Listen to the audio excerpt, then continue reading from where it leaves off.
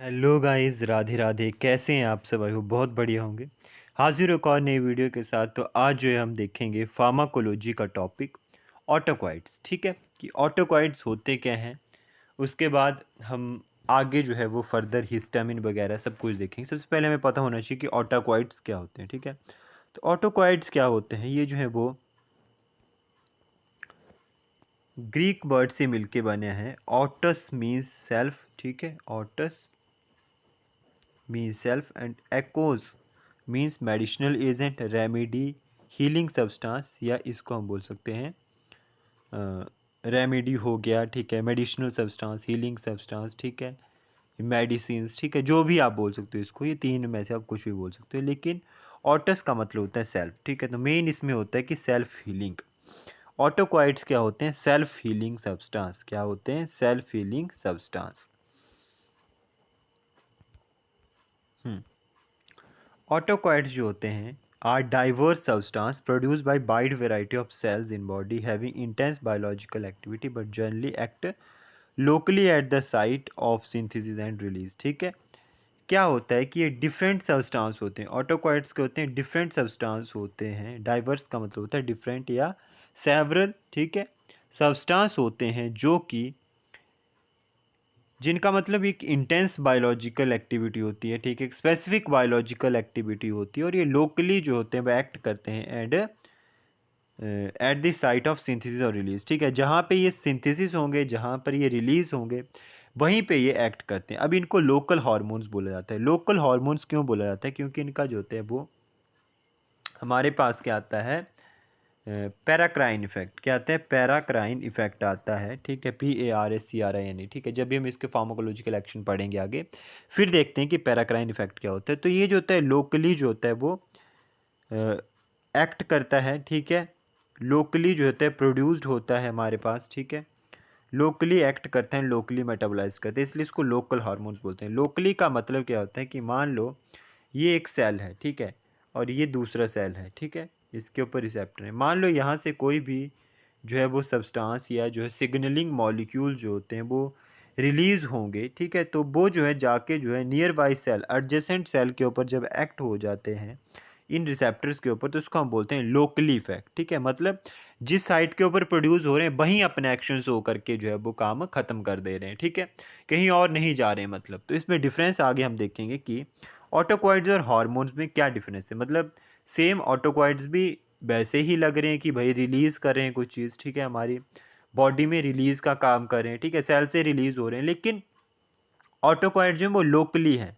Locally मतलब जिस site के ऊपर रिलीज़ हो रहे हैं वहीं अपना काम जो है शो कर रहे हैं, वहीं एक्शन दे रहे हैं, वहीं मेटाबोलाइज्ड हो रहे हैं। ठीक है, अब ऑटोक्वाइड्स और हार्मोन्स के बारे में जब हम जानते हैं, ठीक है, तो इसमें और हार्मोन जो होते हैं स्पेसिफिक सेल से, लाइक एंडोक्राइन ग्लैंड से जो होते हैं, लाइक पिट्यूटरी हो गई, एड्रिनल हो गई, थायराइड ग्लैंड, यहाँ से जो होते हैं रिलीज होते हैं और ट्रांसपोर्टेड होते हैं through circulation to act on distant target site. ठीक है, ब्लड स्ट्रीम में जाके जो है डिस्टेंट साइट के ऊपर जो है फिर आगे डिस्टेंट रिसेप्टर के ऊपर जो होते हैं वो अलग अलग टारगेट साइट के ऊपर बाइंड होते हैं। जबकि ऑटोक्वाइड जो होते हैं वेरियस टिश्यू से प्रोड्यूस होते हैं और इसमें जो होते हैं वेरियस फिजियोलॉजिकल और पैथोलॉजिकल प्रोसेसेस होती हैं। ठीक है, लाइक पैथोलॉजिकल प्रोसेसेस का मतलब होता है कि पैथोजेनेसिस, आप सबको पता है, डिजीज़ के बारे में पता लगाना, उसका कॉमन कॉज पता लगाना, पैथोजेनेसिस उसको बोलते हैं। ठीक है, तो pathological process like reaction, injury हो रही है, ठीक है, स्पेशली रिएक्शन इंजरी, ठीक है, इम्यूनोलॉजिकल इंसल्ट, ये सब जो होते हैं इसमें आती हैं। ठीक है, ऑटोक्वाइड जो होते हैं वो टिश्यूज से प्रोड्यूस होते हैं बेसिकली। ठीक है, और ऑटोक्वाइड्स आपने मेन याद रखनी कि लोकल हार्मोन्स होते हैं जो कि मतलब जहाँ पे मतलब उसी साइट के ऊपर रिलीज होंगे, उसी साइट से एक्ट होंगे, उसी साइट पे मेटाबोलाइज्ड हो जाते हैं। ठीक है, मतलब एक ही साइट के ऊपर। सम टाइम ऑटोकॉइड्स को जो होते हैं वो ट्रांसमीटर और मॉड्यूलेटर भी कहा जाता है नर्वस सिस्टम का। ठीक है, मैं नर्वस सिस्टम में इसको ट्रांसमीटर भी कहा जाता है या मॉड्यूलेटर भी कहा जाता है, लेकिन इनके रोल जो है वो मतलब जिन साइट्स के ऊपर बाइंड होते हैं वो पता नहीं है अभी तक, प्रिसिसली नॉट नो। ठीक है, ऑटोकॉइड्स को आगे क्लासिफाइड किया गया है amine autacoid, lipid derived autacoids and peptide autacoids. ठीक है जी, तो जो लिपिड डिराइव्ड एमाइन ऑटोकॉइड जिसमें हिस्टामिन, एमाइन से पता चल रहा है हिस्टामिन, एमाइन 5 हाइड्रोक्सोट्रेप्टामिन एमाइन लगा लास्ट में, तो याद रखना है हिस्टामिन 5 हाइड्रोक्सोट्रेप्टामिन जिसको हम सेरोटोनिन बोलते हैं।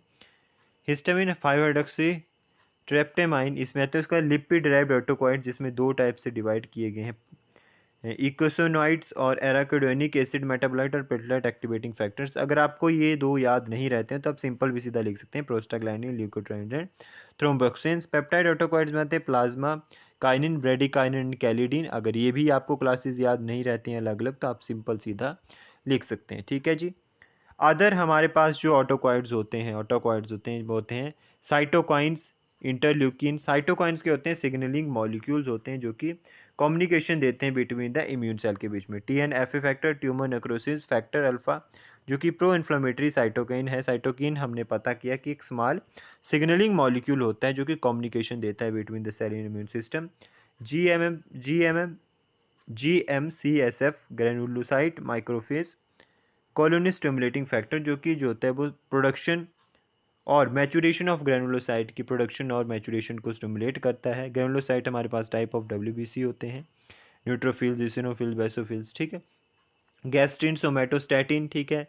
गैस्ट्रिन और सोमेटोस्टैटिन एक ग्रोथ हार्मोन इनहिबिटिंग हार्मोन होता है, ठीक है, जो कि ग्रोथ को हमारी को जो ग्रोथ हार्मोन होता है उसको सिक्रेट करने को रेगुलेट करते हैं, डाइजेशन को रेगुलेट करते हैं, सेल की प्रोलिफिकेशन मतलब सेल को डिवाइडेशन में जो होते हैं वो हेल्प करते हैं, ठीक है।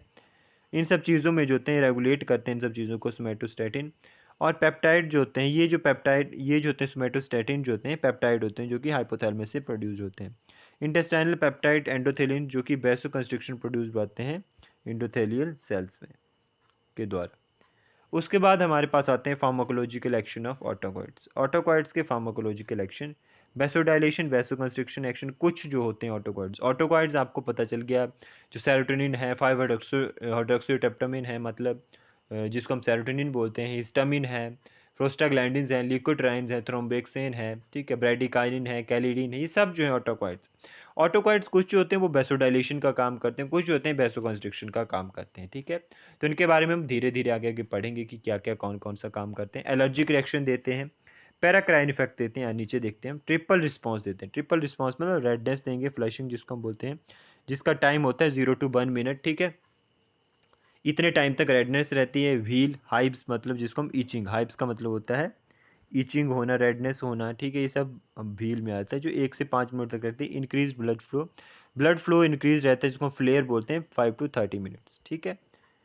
उसके बाद हमारे पास आते हैं पैराक्राइन इफेक्ट। पैराक्राइन इफेक्ट क्या होते हैं ये आप देख रहे हो, सिक्रेटरी सेल है और ये एडजेसेंट सेल है, ठीक है जी। तो पैराक्राइन इफेक्ट क्या होता है कि टाइप ऑफ सेल सिग्नलिंग, ठीक है, टाइप ऑफ सेल सिग्नलिंग होता है जहाँ पे सेल रिलीज सिग्नलिंग मॉलिक्यूल, ठीक है, सेल रिलीज सिग्नलिंग मॉलिक्यूल, ठीक है, जो सिग्नलिंग मॉलिक्यूल है जो सिग्नल देंगे कि आपकी बॉडी में एक्शन हो रहा है, वो मॉलिक्यूल रिलीज होते हैं एक सेल से, ठीक है, लाइक दिस। इस सेल से कोई भी मॉलिक्यूल है एक्स्ट्रा सेलुलर सिग्नल जो है वो रिलीज़ हुए हमारे पास, ये जो रेड रेड कलर में है, रिलीज़ होते ही वो ज़्यादा दूर तक नहीं गए, डिफ्यूज़ हो गए एक शॉर्ट इंटरवल के ऊपर, एक शॉर्ट डिस्टेंस के ऊपर, ठीक है, नियर वाई सेल या एडजेसेंट सेल के ऊपर, इन्फ्लुएंसेस देयर बिहेवियर, ठीक है। Nearby cell adjacent cell के ऊपर ही जाके ये सिग्नल जो है वो क्या हो गए, डिफ्यूज़ हो गए और यहाँ पे एक्ट हो गए इसके रिसेप्टर के ऊपर, टारगेट सेल के ऊपर, एडजेसेंट टारगेट सेल के ऊपर जो है वो एक्ट होगे और अपना इफेक्ट जो है देंगे। पैराक्राइन इफेक्ट, पैराक्राइन इफेक्ट का मतलब वही है कि किसी एक सेल है उसके नज़दीक ही एक एडजेसेंट सेल है, वहाँ पे जो है सिग्नलिंग मॉलिक्यूल जो है वो एक्ट हो जाते हैं। लोकली का मतलब यही है कि जहाँ पे सिंथेसाइज हुए वहीं पे रिलीज़ हो गए, वहीं पे एक्ट हो गए, वहीं पे मेटाबोलाइज्ड हो गए, ये होता है हमारे पास लोकल हार्मोन्स। उसके बाद जो लोकल कम्युनिकेशन बिटवीन सेल, इसको हम लोकल कम्युनिकेशन बोलते हैं बिटवीन सेल, ये जो होते हैं autocrine. Autocrine means self signalling. मान लो ये सेल है तो यहाँ से ये सिग्नलिंग मॉलिक्यूल रिलीज हुए और यहाँ पे ऊपर रिसेप्टर नीचे रिसेप्टर है, इन रिसेप्टर के ऊपर जो होते हैं बाइंड हो जाते हैं, लाइक दैट। सॉरी मैं आपको बताता हूँ, लाइक इस तरह से आपके पास सेल है, ठीक है जी। तो यहाँ पे क्या होता है हमारे पास कि ये सेल्फ सिग्नलिंग का क्या मतलब होता है हमारे पास कि जिस सेल से जो सिग्नलिंग मॉलिक्यूल हैं जिस सेल से रिलीज हुए उसी सेल के ऊपर एक्ट हो गए, ठीक है। लाइक मान लो यहाँ पे रिसेप्टर हैं इस सेल के, नीचे और ऊपर। यहाँ पे ये सिग्नलिंग मॉलिक्यूल हैं, ये यहाँ से रिलीज़ हुए तो इन्हीं रिसेप्टर के ऊपर जो होते बाइंड हो। इसको हम बोलते हैं autocrine. Juxtacrine cell to cell contact, ठीक है, सेल टू सेल कॉन्टैक्ट होता है, ठीक है। पैराक्राइन सेम हमने पढ़ लिया ऊपर, डिफ्यूजिबल सिग्नल्स होते हैं। Endocrine long distance signalling by blood stream, blood stream के द्वारा जाते हैं, ठीक है, ये जो सिग्नल्स होते हैं, ठीक है। लाइक यहाँ पे मेरे पास कोई सेल्स हैं 2-3, ठीक है, 2-3 सेल्स मैंने बना ली। ब्लड स्ट्रीम में सिग्नल जो होते हैं जाते हैं, और इधर 2-3 सेल्स और हैं, तो यहाँ से ब्लड स्ट्रीम में सिग्नल्स जाएंगे और यहाँ पे इन सेल्स के ऊपर रिसेप्टर होंगे, यहाँ पे जो है बाइंड कर जाएंगे, ठीक है। तो इनके बारे में आपको ज़्यादा ध्यान देने की ज़रूरत नहीं, लेकिन आपको पैराक्राइन फैक्ट पता होना चाहिए कि नज़दीक वाले के ही ऊपर एडजेसेंट टारगेट सेल के ऊपर जो होते हैं वो एक्ट कर देते हैं। तो यही था आज की वीडियो में ऑटोकॉइड्स। अगली वीडियो में हम जो है देखेंगे हिस्टामिन, हिस्टामिन का कैसे रिलीज़ होता है, क्या होता है उसके एगोनिस्ट एंड एंटोगोनिस्ट, ये सब हम जो है अगली वीडियो में देखेंगे। तो आज के लिए इतना ही। Radhe Radhe, take care.